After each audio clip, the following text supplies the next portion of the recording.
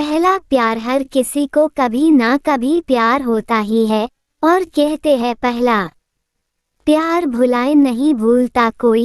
पहला प्यार वो होता है जो सबकी जिंदगी में एक नया एहसास लाता है।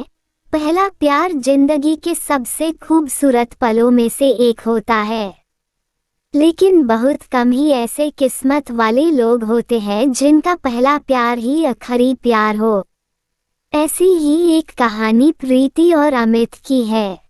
प्रीति और अमित एक ही स्कूल में पढ़ते थे। अमित 10वीं में था और प्रीति 9वीं में थी। वो दोनों एक दूसरे को पसंद करते थे, लेकिन कभी किसी की हिम्मत नहीं हुई एक दूसरे को ये बोलने की। उन दोनों की आंखों में एक दूसरे के लिए प्यार साफ दिखता था। दोनों रोज स्कूल की असेंबली के समय एक दूसरे को देखते थे और दोनों के चेहरे पर मुस्कान होती थी। जब गर्मी की छुट्टियां चल रही थी और अमित को प्रीति की बहुत याद आ रही थी, क्योंकि अभी स्कूल भी बंद था और वो एक दूसरे को देख भी नहीं पाते थे और न ही उनका घर कहीं एक दूसरे के आजू बाजू में था।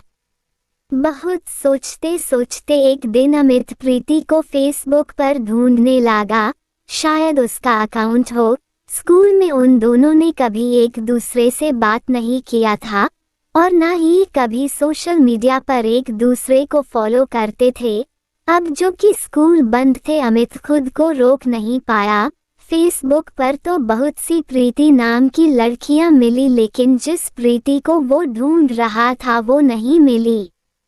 अमित बहुत उदास हो गया। वो बहुत बेचैन हो रहा था प्रीति को देखने के लिए, लेकिन वो कुछ नहीं कर सकता था।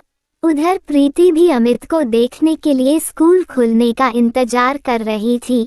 प्रीति 9वीं कक्षा में थी तो उसके घर वालों ने उसे फोन नहीं दिया था, तो वो किसी भी सोशल मीडिया पर नहीं थी। स्कूल खुलने के लिए अभी 15 दिन बाकी था। वो दोनों एक दूसरे को देखने के लिए बेचैन थे। आखिर 15 दिन बाद स्कूल खुल गया। दोनों स्कूल जाने के लिए बहुत उत्सुक थे। अमित स्कूल समय के 10 मिनट पहले ही जाकर स्कूल गेट के बाहर खड़ा होकर प्रीति का इंतजार कर रहा था। सब बच्चे एक एक करके स्कूल आ रहे थे, लेकिन प्रीति अभी तक उसे नहीं दिखी। गेट पर खड़े चौकीदार ने कहा कि अंदर जाओ, अब गेट बंद होने वाला है। आखिर अमित क्या करता, वो अंदर चला गया और अपने क्लास में बैग रखकर प्रार्थना के लिए असेंबली में गया। वो बहुत उदास था कि प्रीति क्यों नहीं आई। आज स्कूल का पहला दिन है, क्या हुआ होगा उसे। अमित का ध्यान प्रार्थना में बिल्कुल भी नहीं था। जब प्रार्थना खत्म हुआ और सभी बच्चे अपने अपने क्लास में जाने लगे, तभी अमित ने देखा कि प्रीति अपने क्लास के लाइन में सबसे पीछे खड़ी थी, तो वो समझ गया कि प्रीति लेट आई होगी। अमित उसे देखकर बहुत खुश हो गया। अमित उससे बात करना चाहता था। एक बार ऐसा हुआ कि अमित और प्रीति की नज़र मिली। दोनों के चेहरे पर मुस्कुराहट थी। दोपहर में जब लंच टाइम हुआ तो अमित प्रीति से बात करने की कोशिश कर रहा था, इसी कारण उसने अपना टिफिन भी नहीं खाया था। वो प्रीति के क्लास के बाहर ही चक्कर लगा रहा था कि कब उसे मौका मिले प्रीति से बात करने का और वो उसे स्कूल के बाद रुकने के लिए बोल सके। तभी थोड़ी ही देर में प्रीति को क्लास से बाहर आते हुए देखा। वो अकेली थी। मौका देखते ही अमित ने प्रीति से कह दिया कि स्कूल के बाद थोड़ी देर के लिए स्कूल के बाहर जो बस स्टॉप है वहां रुकना प्लीज। प्रीति उसे देखकर बोली ठीक है और चली गई। दोनों अपने क्लास में चले गए। बस जल्दी से स्कूल का समय खत्म होने का दोनों इंतजार कर रहे थे। प्रीति के मन में बहुत से प्रश्न चल रहे थे। अमित क्या बोलेगा, मैं उससे क्या बात करूंगी। स्कूल का समय खत्म हुआ। सभी बच्चे अपने घर जाने के लिए निकल गए। प्रीति और अमित भी स्कूल से निकले और बस स्टॉप पर गए। प्रीति जब वहां पहुंची तो अमित पहले से ही वहां खड़ा था।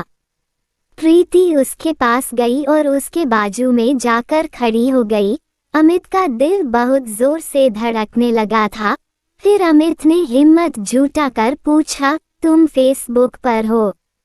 वो बोली, नहीं, मेरे पास फोन नहीं है। अमित ने पूछा, क्यों? तो प्रीति बोली, अभी मैं 9वीं क्लास में हूँ और मेरे घर पर अभी फोन चलाना माना है।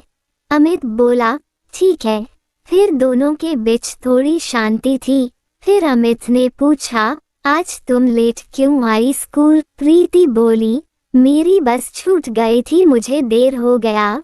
फिर प्रीति बोली, क्यों, तुम मेरा इंतजार कर रहे थे?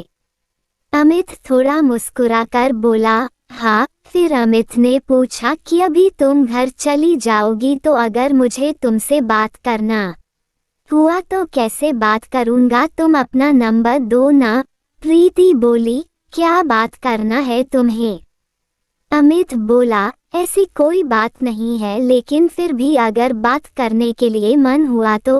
प्रीति बोली कि मेरे दोस्तों के पास मेरे पापा का नंबर है, उनको मुझसे बात करना रहता है या कुछ काम रहता है तो वो उस पर फ़ोन करते हैं, लेकिन मैं तुम्हें वो नंबर नहीं दे सकती। और तभी प्रीति की बस आ गई और वो अमित को बाय बोलकर चली गई।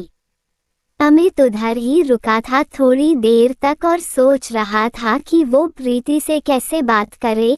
यही सोचते सोचते वो घर चला गया। उसे प्रीति की बहुत याद आ रही थी।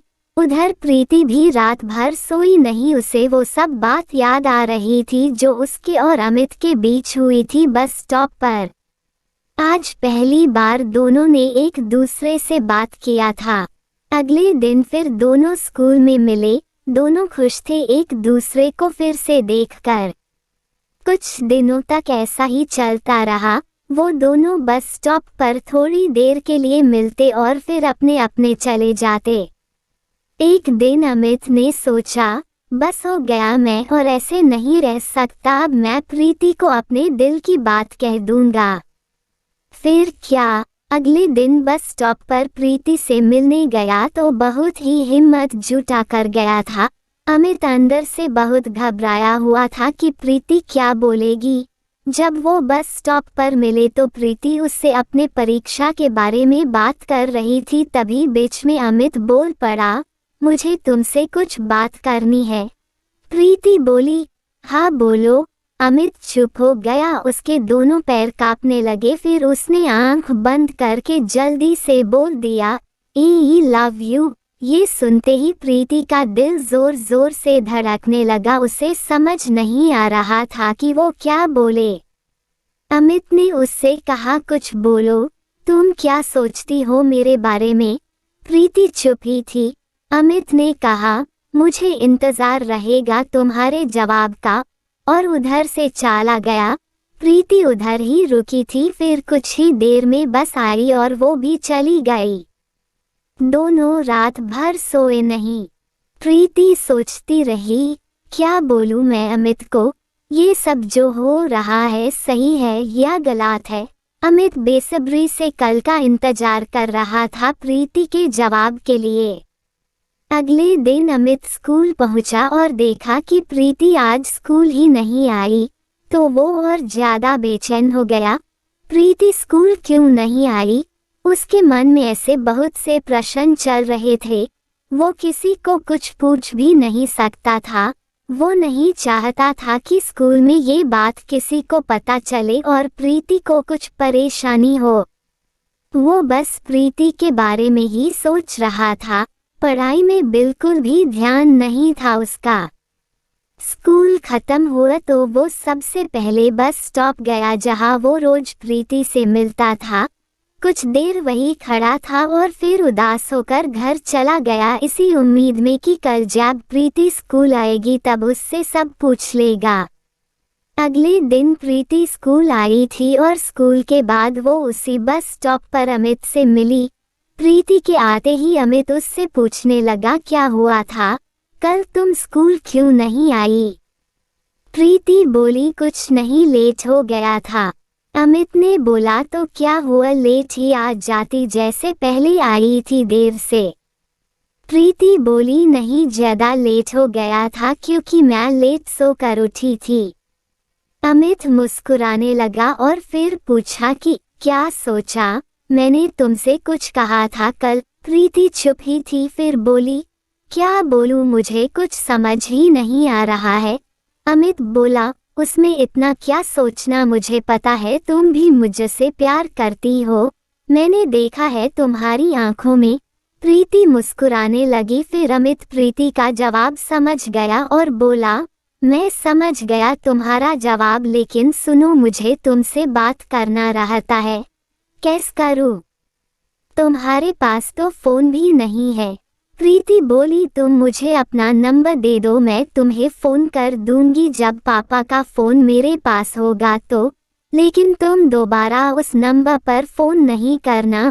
अमित बोला, ठीक है, और उसे अपना नंबर दे दिया और दोनों अपने घर चले गए। शाम को अमित इंतजार कर रहा था कि शायद प्रीति फोन करे, वो अपने फोन के तरफ ही बार बार देखे जा रहा था। शाम से रात हो गई, प्रीति का फोन नहीं आया। अगले दिन स्कूल के बाद अमित ने प्रीति से पूछा, तुमने फोन क्यों नहीं किया? वो बोली, पापा का फोन नहीं था मेरे पास और मुझे समझ भी नहीं आ रहा था कि फोन पर मैं क्या बात करूंगी।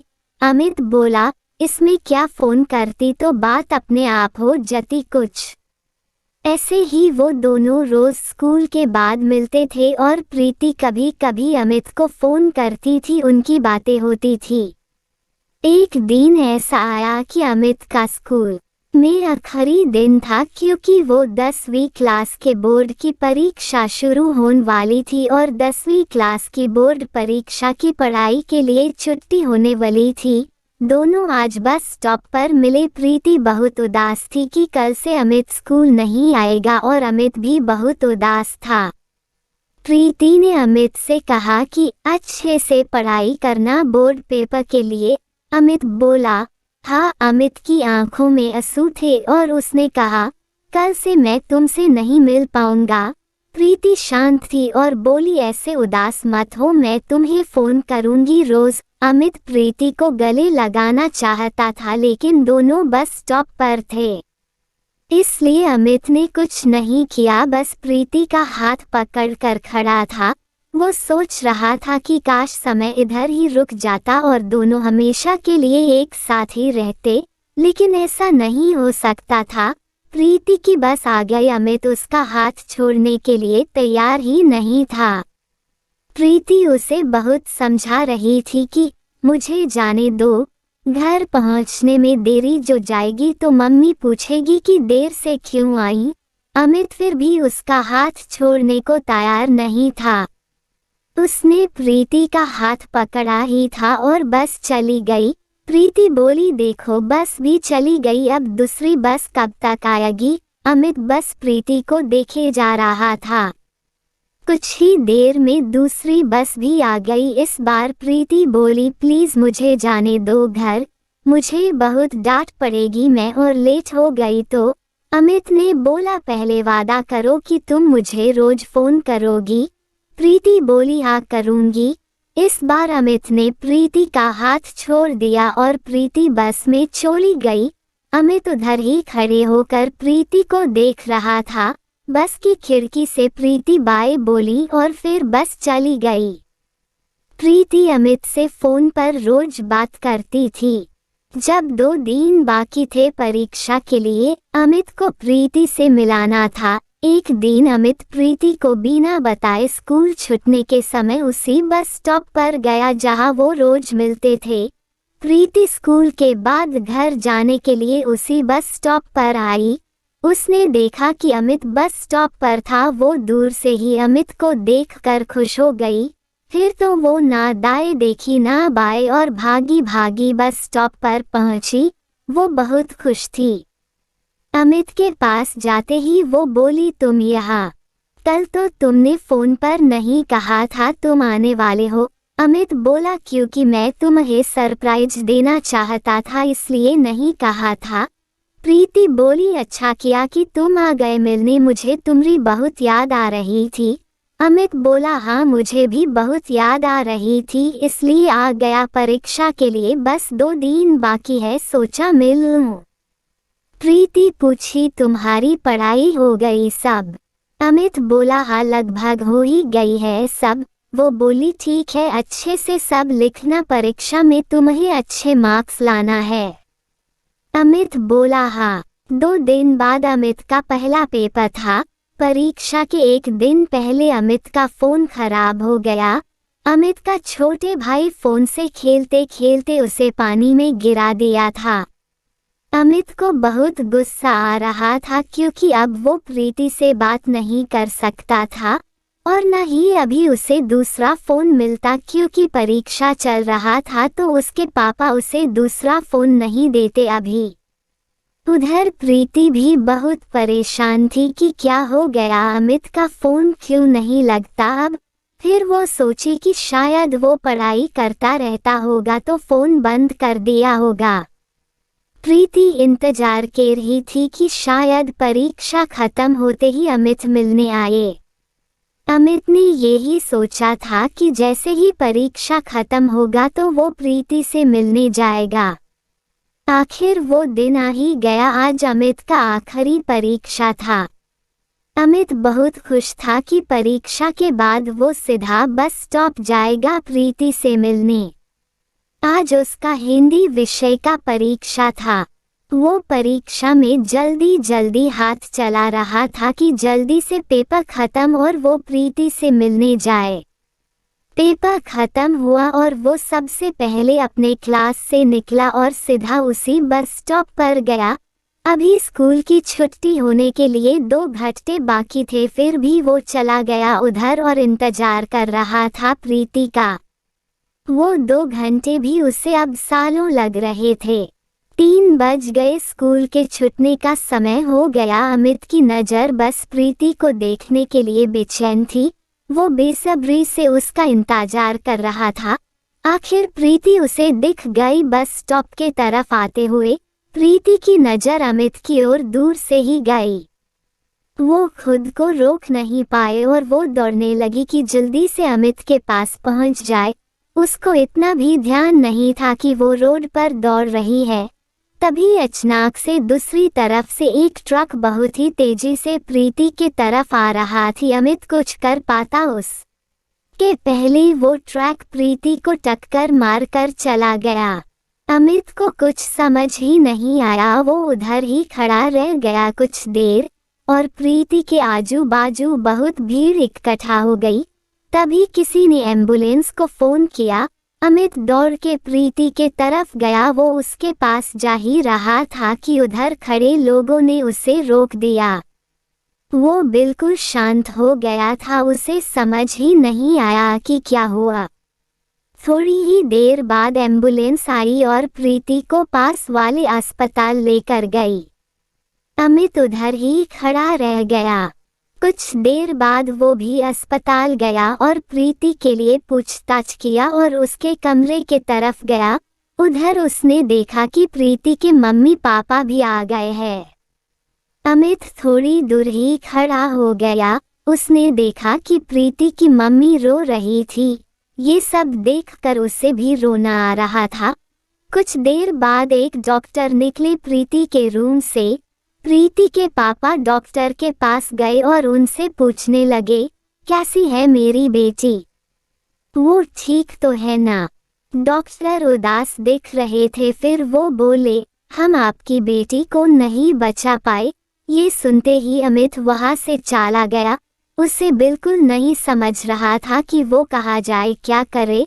वो बस स्टॉप के थोड़ी दूर पर एक गार्डन था, वहां जाकर बैठ गया। वो बहुत रोने लगा। उसे प्रीति की बहुत याद आ रही थी। वो सोच रहा था कि प्रीति उसके वजह से ही आज उसके साथ नहीं है। ना वो आज उससे मिलने आता और ना ही वो सब हुआ होता। शाम हो गई थी। अमित वहां ही बैठकर बहुत रोए जा रहा था। फिर किसी ने अमित को रोते हुए देखा तो उससे पूछा, क्या हुआ, तुम यहाँ बैठकर क्यों रो रहे हो? अमित कुछ नहीं बोला। फिर उस आदमी ने कहा कि घर जाओ, बहुत देर हो गई है, तुम्हारे मम्मी पापा तुम्हारा इंतजार कर रहे होंगे। वो उधर से उठा और धीरे धीरे चलते चलते घर आया। उसकी मम्मी उससे पूछने लगी कहाँ था इतने देर तक और परीक्षा कैसा था आज का। अमित बोला ठीक था और वो परीक्षा के बाद अपने दोस्त के घर चला गया था। इतना बोलकर वो अपने कमरे में चला गया। उसे खुद पर बहुत गुस्सा आ रहा था। वो बहुत रोया। वो खुद को माफ नहीं कर पा रहा था। वो बस यही सोच रहा था कि सब उसकी गलती थी, प्रीति की वो हालत उसके वजह से हुई। कुछ महीनों बाद अमित का रिजल्ट आया बोर्ड परीक्षा का। उसने अपना रिजल्ट देखा और वो अच्छे नंबरों से पास हुआ था। उसे अपने रिजल्ट की कोई खुशी नहीं हुई। वो बस यही सोच रहा था कि प्रीति होती तो वो कितनी खुश होती उसका रिजल्ट देखकर। अमित अब बिल्कुल बदल गया था। अब वो ज्यादा किसी से बात भी नहीं करता था, बस अकेले अकेले रहता था। आगे की पढ़ाई के लिए उसके मम्मी पापा ने उसे हॉस्टल भेज दिया। अमित वहां जाकर थोड़ा बदल रहा था। अब वो बाकी लोगों में थोड़ा घुल मिल कर रहता था, लेकिन वो प्रीति को नहीं भूला था और ना ही खुद को माफ कर पाता था। वो पूरी जिंदगी खुद को प्रीति का गुनहगार समझता रहा। वो बस सोचता रहता कि उसके वजह से ही प्रीति उसे हमेशा के लिए छोड़कर चली गई।